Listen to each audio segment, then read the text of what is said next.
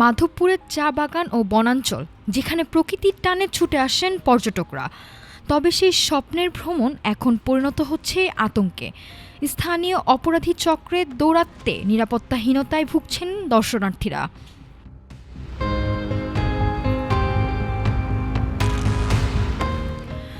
সবুজে ঘেরা চা বাগান, পাহাড়ি পথ আর নির্জন বন, এই সৌন্দর্যই মাধবপুরকে করেছে পর্যটকদের কাছে আকর্ষণীয়।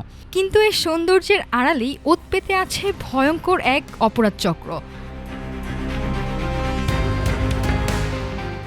স্থানীয়দের অভিযোগ, পর্যটকদের গোপনে অনুসরণ করে নির্জন স্থানে ঘিরে ধরে দুর্বৃত্তরা। এরপর লুটপাট, এমনকি নারী নির্যাতনের ঘটনাও ঘটেছে। বিশেষ করে সাতছড়ি জাতীয় উদ্যান, সুরমা ও তেলিয়াপাড়া চা বাগান এলাকায় বাড়ছে এসব ঘটনা। সম্প্রতি ঈদের পর এক তরুণী অপহরণ ও ধর্ষণের শিকার হন, যা নতুন করে আতঙ্ক ছড়িয়েছে পর্যটকদের মাঝে। ঘটনার পর অভিযানে একজনকে গ্রেপ্তার করেছে পুলিশ। তবে স্থানীয়দের দাবি, এটি কোনো বিচ্ছিন্ন ঘটনা নয়, বরং দীর্ঘদিনের অপরাধ চক্রের কাজ। পর্যটন খাতের সঙ্গে জড়িতদের আশঙ্কা, এই পরিস্থিতি চলতে থাকলে ক্ষতিগ্রস্ত হবে স্থানীয় অর্থনীতি ও জীবিকা। প্রাকৃতিক সৌন্দর্যে ভরপুর মাধবপুর, যেখানে নিরাপত্তাহীনতা এখন বড় উদ্বেগের কারণ।